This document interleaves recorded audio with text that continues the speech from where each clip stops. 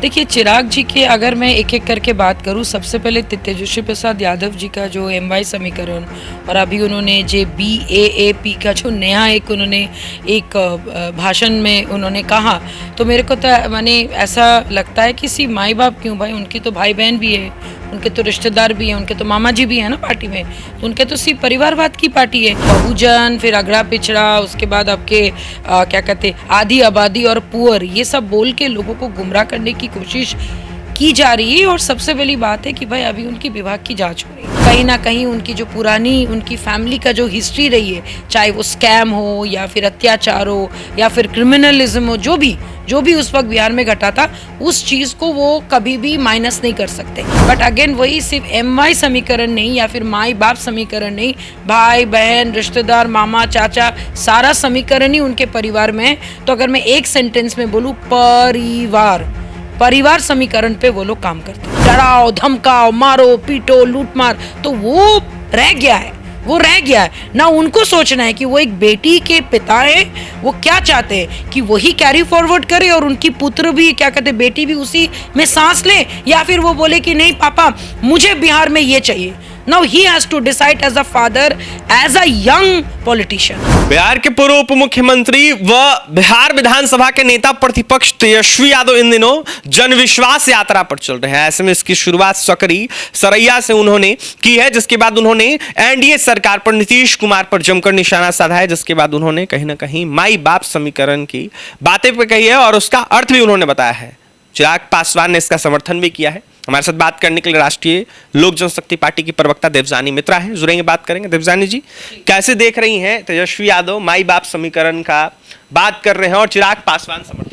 देखिए, चिराग जी के अगर मैं एक-एक करके बात करूं, सबसे पहले तेजस्वी प्रसाद यादव जी का जो एमवाई समीकरण और अभी उन्होंने जो बीएएपी का जो नया एक उन्होंने एक भाषण में उन्होंने कहा, तो मेरे को तो माने ऐसा लगता है कि सिर्फ माई बाप क्यों भाई, उनकी तो भाई बहन भी है, उनके तो रिश्तेदार भी हैं, उनके तो मामा जी भी हैं ना पार्टी में, तो उनके तो सिर्फ परिवारवाद की पार्टी है।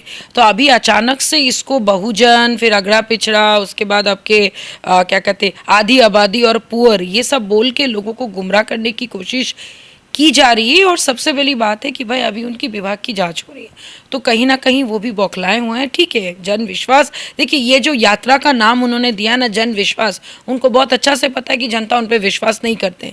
कहीं ना कहीं उनकी जो पुरानी उनकी फैमिली का जो हिस्ट्री रही है, चाहे वो स्कैम हो या फिर अत्याचार हो या फिर क्रिमिनलिज्म हो, जो भी उस वक्त बिहार में घटा था, उस चीज़ को वो कभी भी माइनस नहीं कर सकते। इसीलिए इस यात्रा का नाम उन्होंने जन विश्वास दिया है। कोशिश करे जनता का विश्वास जीतने के लिए, लेकिन यात्रा से ज़्यादा उनके लिए ज़रूरी था कि अगर वो अपने कर्मों को ठीक कर लेते या फिर जो भी स्कैम वगैरह हुआ है उससे वो बाहर रहते, तो ठीक है, let him try.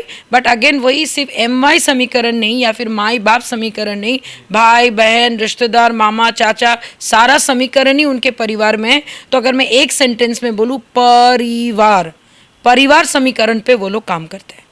Chirag Paswan समर्थन कर रहे हैं। वो कह रहे हैं कि जिस तरीके से तेजस्वी यादव बोल रहे हैं और अगड़ा पिछड़ा की बात कर रहे हैं, ऐसे में अच्छी बात है, अच्छा कर रहे हैं। देखिए, चिराग जी का अपना एजेंडा है, क्योंकि कहीं ना कहीं अभी तक शीट शेयरिंग की जो अनाउंसमेंट है वो हुई नहीं है, तो वो एक सेकंड कार्ड जो एक दरवाज़ा खोल के रखे हैं। युवा हैं, सबसे बड़ी दुख की बात है कि बिहार के दो ऐसे युवा तेजस्वी प्रसाद यादव और चिराग पासवान, दोनों की अब मैंने आप देखिए कितना बड़ा मैंने ये दुख की बात है कि एक पिताजी के नाम पे, दूसरा ऑलरेडी स्कैम में फंसे हुए, और दोनों दिखा रहे हैं कि वो लोग बिहार के हित चाहते हैं और दोनों ही वही काम कर रहे जो उनको नहीं करना चाहिए। और चिराग जी की बात तो छोड़ ही दीजिए, वो एनडीए में रह के भी वो आज भी लालू जी के तरफ या फिर तेजस्वी को, देखिए किसी को भाई बोलना या परिवार में रिलेशन रखना गलत नहीं है, लेकिन आपको जब पता है कि लोकसभा चुनाव सर पे है और इस टाइप की बातें आप बार बार कर रहे हैं, तो कहीं ना कहीं आप पॉलिटिकल सिग्नल उन पार्टियों को दे रहे हैं जो ऑलरेडी महागठबंधन के साथ है। तो एक सेकंड ऑप्शन उन्होंने खोल के रखा है कि भाई अगर इधर में मेरे को इतनी सीटें नहीं मिली, जैसे कि उनकी पार्टी के लोग बोलते रहते 6 सीट नहीं मिली, तो डेफिनेटली वो भाई के साथ जाएंगे। इसीलिए वो पॉलिटिकल रिलेशनशिप को बहुत ज़्यादा जानबूझ के वो मुकर होके बोलते हैं, ऐसा नहीं कि अनजाने में, डेलिबरेटली वो ये चीज़ों को बोलते हैं।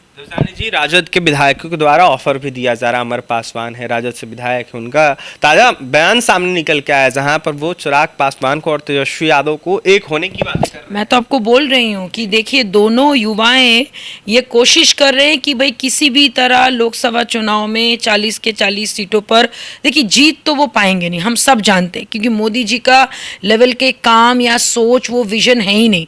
वो वोट कटुआ पार्टी बनने का ज़रूर काम करेंगे। और अभी इस वक्त आप एमवाई कर लीजिए, बाप कर लीजिए, बहन कर लीजिए, कुछ भी समीकरण कर लीजिए, हर चीज़ से ऊपर के बिहार की जनता सोच रही है। कोई जात पात नहीं होनी चाहिए, डेवलपमेंट की बात होनी चाहिए। दैट इज़ वाई एनडीए में वही लोग आके टिक सकते जो जात पात से ऊपर उठ के सबका साथ, सबका विकास और सबका विश्वास की बात करेंगे। तो लेट देम ट्राई।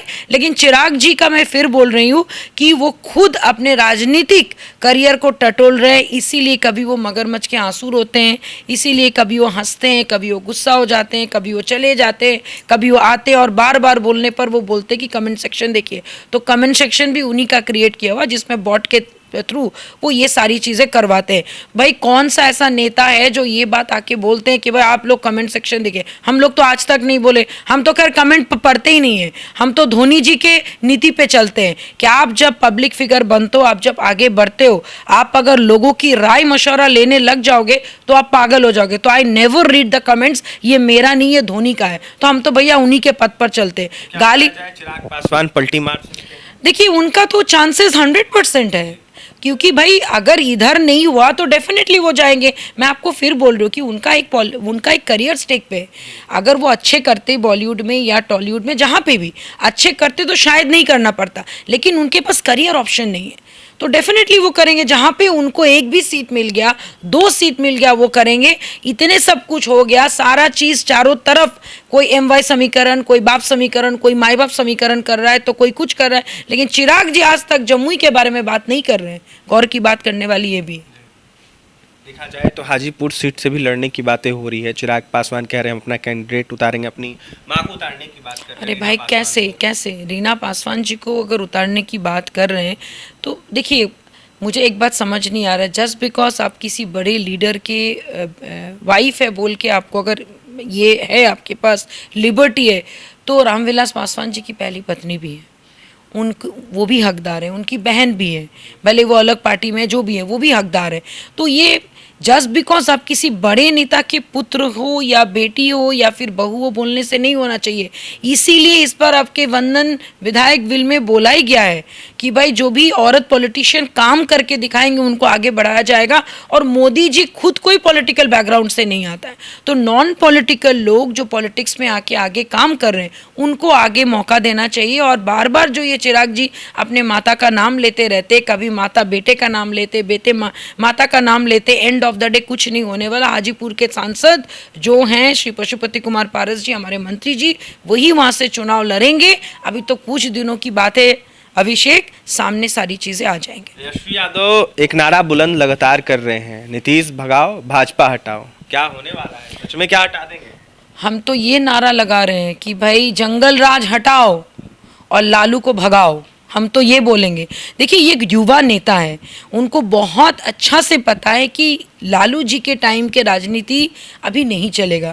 अभी जितना आप ज़्यादा क्राइम कीजिएगा उतना लोग परेशान होकर सामने मीडिया के सामने आके बोल देंगे। मीडिया भी बहुत ज़्यादा कोऑपरेटिव है। तो एक युवा नेता को बिहार के विकास की बात करनी चाहिए। वो बार बार 17 सालों की वो बात कर रहे हैं, तो अगर आप सही में अगर अपने 17 साल काम किया है तो आपको ये शब्द तो बोलना ही नहीं चाहिए, नीतीश भगाओ भाजपा हटाओ। ये सब बात कौन करता है? जो काम नहीं करते हैं। तो आपको बहुत अच्छा से पता है कि अपने 17 महीनों में आपने क्या काम किया है। नहीं तो फिर अभी आपके विभाग के ऊपर जो अभी सामने जो आपकी जांच बैठाई गई है तो फिर वो नहीं बैठता। क्योंकि ये उड़ती उड़ती खबर उस वक्त भी आए थे कि अरे तेजस्वी प्रसाद यादव तो पूरा पैसा छाप रहे हैं। हम लोग ये सुने थे जब 17 महीने जब हमारे ऑनरेबल सीएम, तो सीएम बेचारे को दबाया जा रहा है कि आप पीएम बनो। तो भाई हर चीज़ जो उड़ती आ रही झूठ तो नहीं हो सकती ना। तो लोग उस वक्त क्यों ऐसा बोल रहे थे?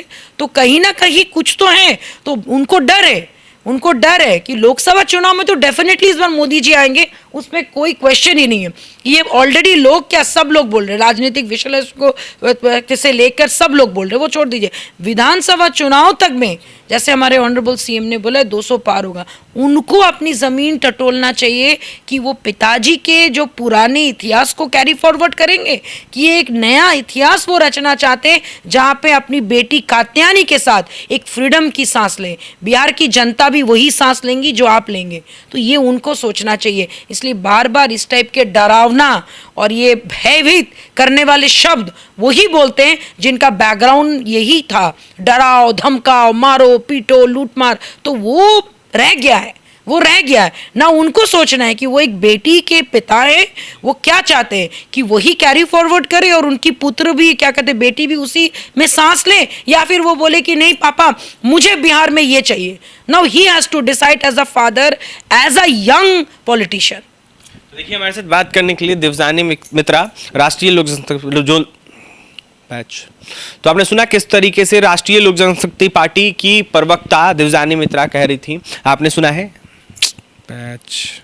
तो आपने सुना राष्ट्रीय लोक जनशक्ति पार्टी की प्रवक्ता देवजानी मित्रा थी, जमकर तेजस्वी यादव पर चिराग पासवान पर निशाना साध रही थी। यह साफ कहते हुए नजर आ रही थी कि जिस तरीके से 24 चुनाव होगा उसमें कहीं ना कहीं नरेंद्र मोदी पुनः प्रधानमंत्री बनेंगे और इतिहास रचेंगे। तेजस्वी यादव हो या फिर चिराग पासवान हो, वो कहीं ना कहीं अपनी देखा जाए तो राजनीतिक जमीन टटोल रहे हैं और ऐसे में उनसे कुछ नहीं होने वाला जनता जानती है और जनता जवाब देगी। फिलहाल जन विश्वास यात्रा हो या फिर चिराग पासवान का बयान हो, इसको देखते हुए देवजानी मित्रा ने यह साफ कर दिया है कि चिराग पासवान की बातें लगातार हो रही है तेजस्वी यादव से और कहीं ना कहीं राजनीतिक जमीन टटोल रहे हैं, बात उनकी नहीं बन रही है और लगातार इस तरीके का बयान देना एनडीए में रह के ये बिल्कुल उचित नहीं है। तो वहीं तेजस्वी यादव के बयान को लेकर क्या कुछ कहती थी वो भी आपने सुना है। और भी तमाम खबरों के लिए NBC 24 के साथ बन रहे पटना से सहयोगी अमित के साथ अभिषेक की रिपोर्ट।